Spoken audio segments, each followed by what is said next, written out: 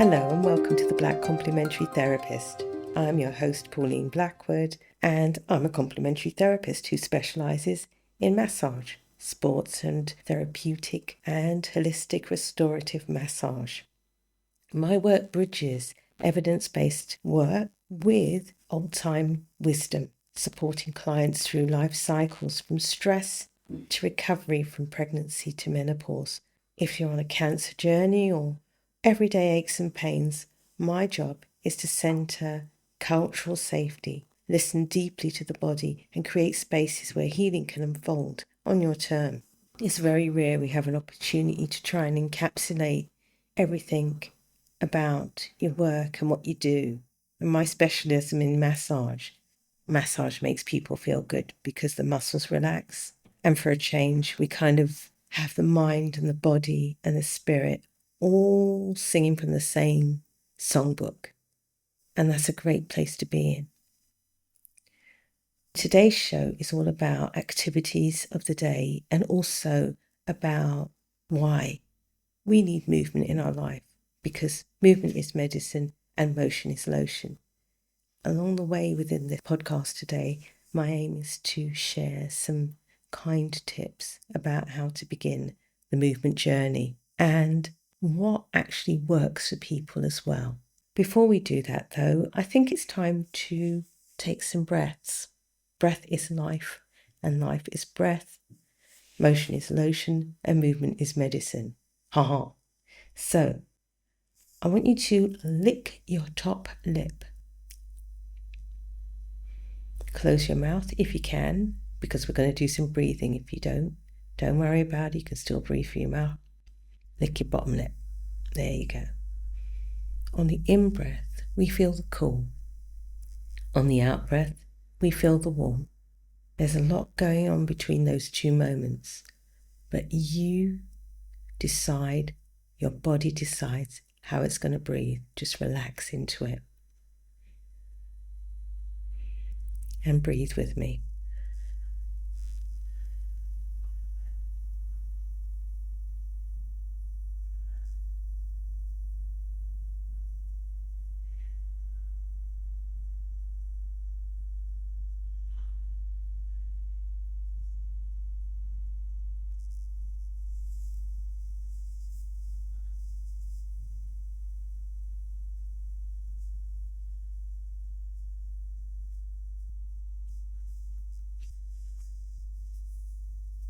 Great stuff.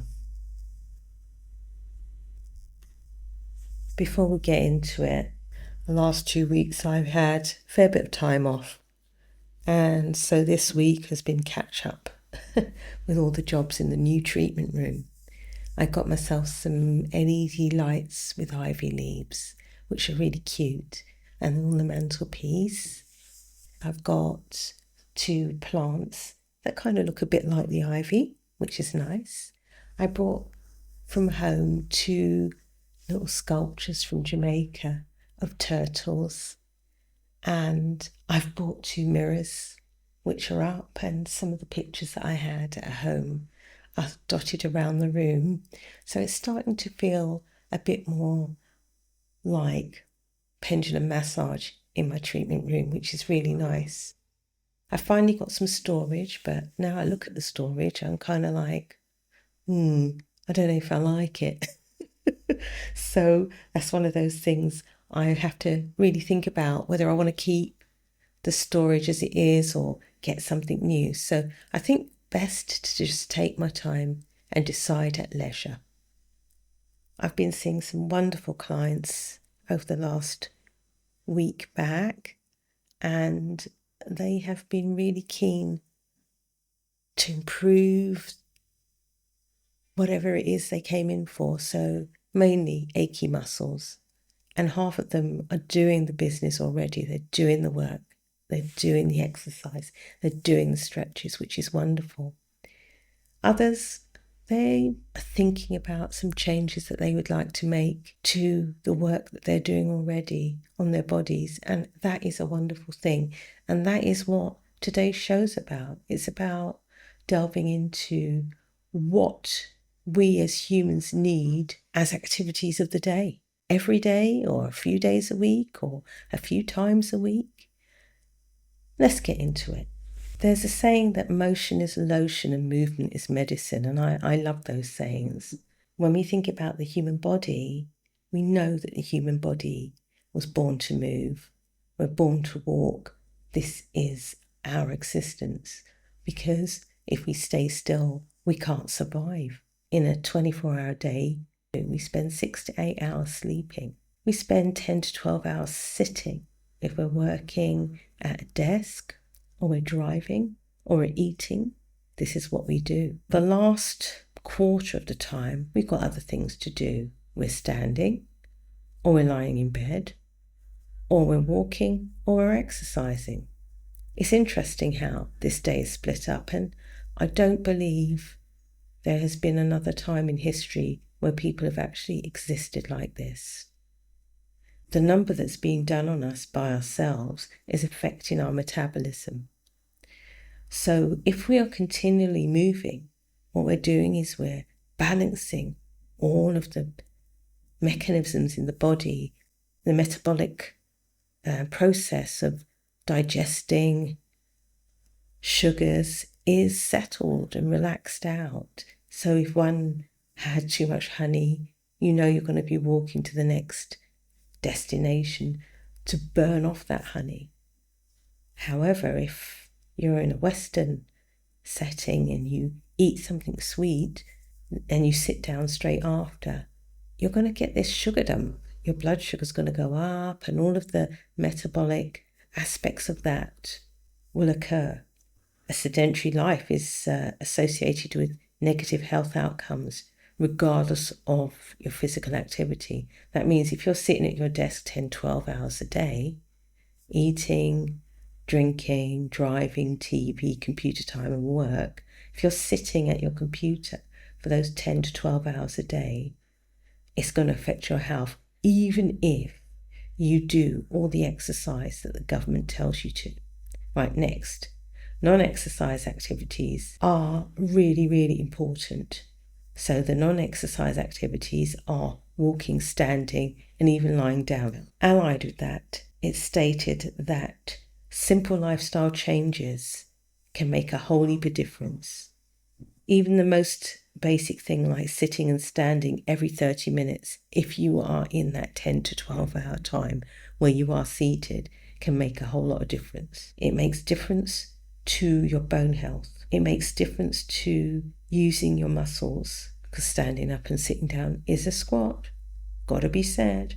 So it can help you work your glute muscles, which is key to strength in the body. Weak glute muscles, they call it dormant butt syndrome or gluteal amnesia. It means your ass gets soft, and that's not a good thing. You need a nice pert buttocks, because that shows you have the muscle there.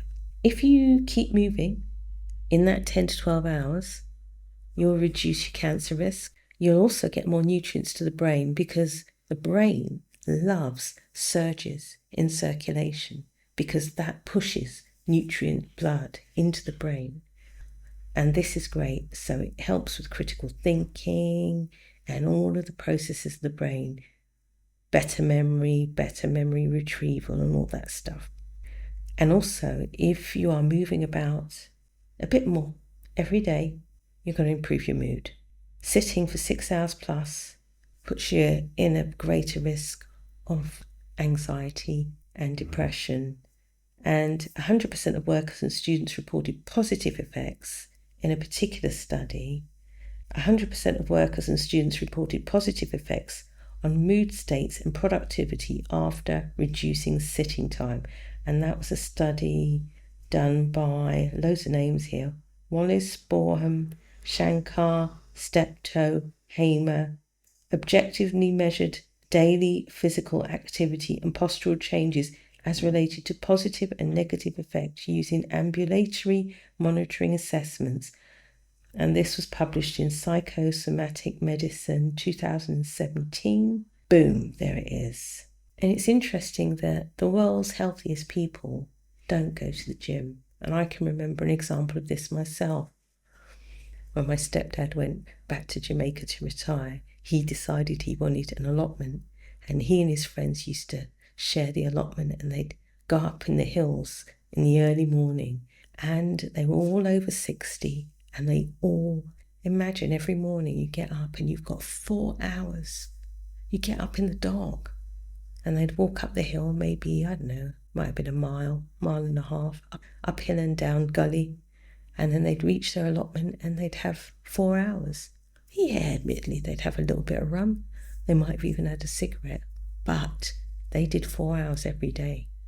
Maybe not on a Saturday, though. And so, Jamaica's not seen as a blue zone, but when you're working like that as an elder, that's pretty good going. So it says here that the world's healthiest people don't go to the gym. They make walking and physical activity a part of their daily life. Folks that walk for 6 hours per week live longer. Walking to school reduces cardiovascular disease by 31% and reduces the risk of dementia. Blue zones are considered areas where people live with a high life expectancy, some citizens living past 100. And studies have shown that because they do regular exercise, it improves their lifespan. A 15-minute walk each way can make all the difference. So, what can one do in order to bring activity into the day that's separate from sitting at the computer, TV, dining, eating, drinking, and work? That 10 to 12 hours, how can we change that? Well, I know that I kind of changed the way I work and live. I used to be very desk bound, but it wasn't until I left the office work and the teaching that I moved into massage work that I actually started to have more active days. And I've been tinkering with that ever since. So every day in that time that's 10 to 12 hours, one needs to think about how one could change the way one does activities. So if you're thinking about that 10 to 12 hours, every 30 minutes move about, walk, take the stairs, do gardening, do chores, eat whole foods, and cook with friends, cook with family, cook with community, and eat with community with those whole foods. And this, I believe, is the way forward. Yeah, 3 to 5 times a week, recreational activities, nature time, aerobics, and then 2 to 3 times a week, some form of leisure activity. Again, it might be hiking, it might be swimming, it might be strength and weights or yoga and Pilates. The things to balance out screen times and sitting. Now that may be a challenge if you work in a call centre, or if you're an accountant and you're stuck at a desk. You've really got to think carefully about how this existence may be affecting your health. It may well be something you need to negotiate around.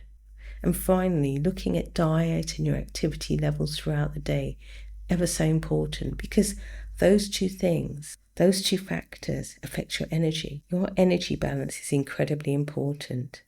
So it's important to think about the activities you're doing and the diet that you're eating in order for you to keep that energy balance in check, in balance, in equilibrium.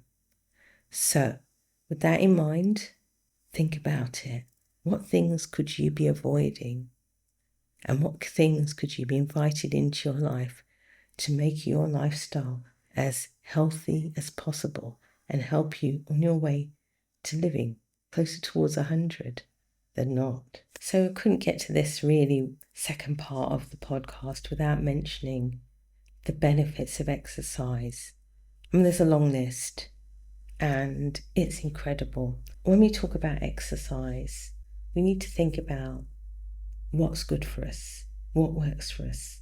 I can remember going to, I'm not going to name the brand, but it was a kind of militarized wellness fitness package.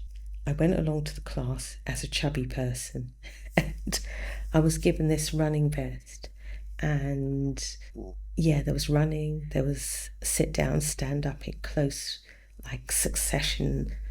It was all rather frenetic. And I remember sitting down and then someone shouting, "Stand up." And I stood up and I heard this ripping sound around my knee. And I realised I couldn't continue. And that was the end of that. For a longest while, I was always injuring myself. Little did I know this was part of my perimenopause.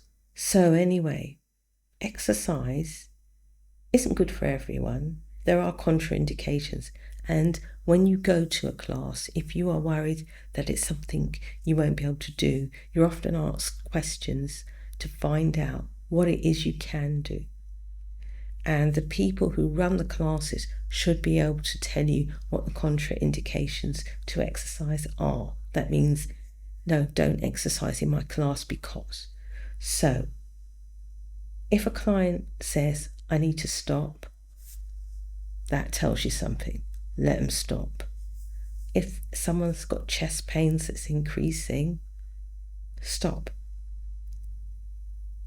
If there are physical or verbal signs of shortness of breath or severe fatigue or wheezing, gotta stop. Leg cramps, gotta stop.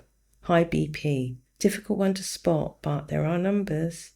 Systolic blood pressure greater than 260, diastolic pressure greater than 115. That's, I'm telling you now, that's a hypertension response. Cardiac changes. So people know if they've got these sorts of things going on in their life. And if they do, they shouldn't come to an exercise class. They shouldn't be in an exercise class. That being said, activity is medicine. So, for example, the more you increase your activity level, the less you're likely to be ill. Simple as that. Simple as that. And let's go through the benefits then. Well, as mentioned before, your mood improves. You feel better. You feel more confident. And you're not dead. You live longer. You can maintain your flexibility and mobility. When you get round to it, chances are you'll have more muscle than fat. It may affect your weight, depends, but you definitely will get muscle. You will improve your memory, brain function, and mental health. Your coordination and strength will improve. Better sex. Cover the children's ears. Increased bone density. It reduces your risk of osteoporosis. Your immune system will function better.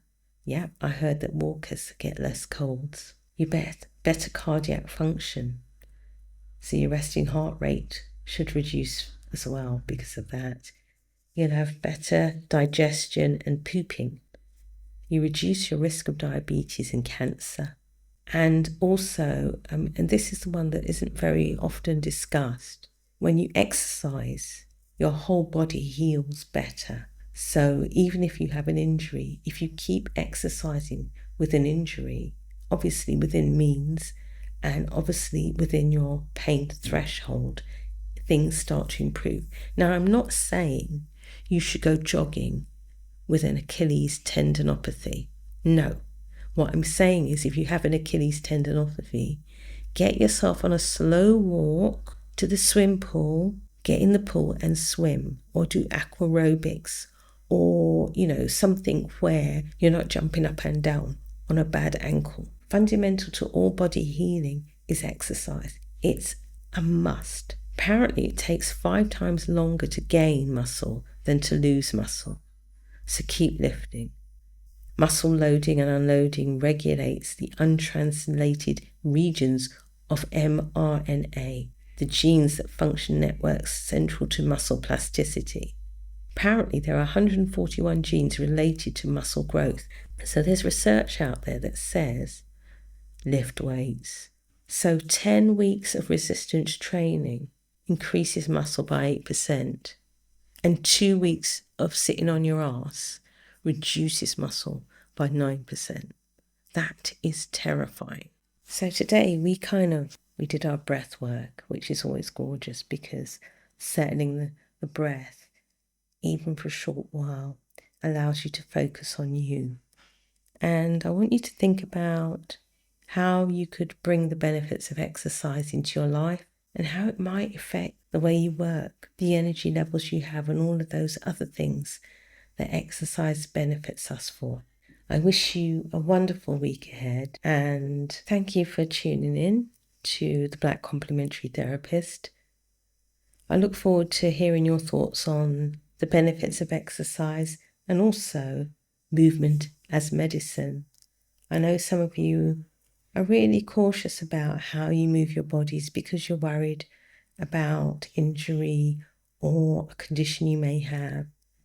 But I have to just say, our bodies are amazing and we just need to start. Even if it's putting on your favourite tune and having a dance around your home, this in itself is a joyous act of movement as medicine. And with that in mind, I'm going to sign off and move a bit. And I look forward to chatting with you again. As you know, this show is sponsored by Pendulum Massage, my massage business. I look forward to receiving some of your wonderful reviews on whatever platform you listen to this podcast on.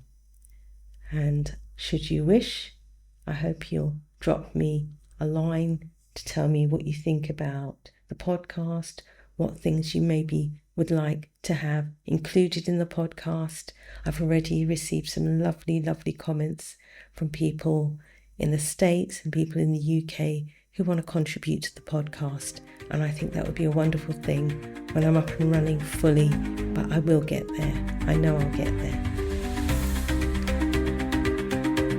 Okay, have a great week. Peace out.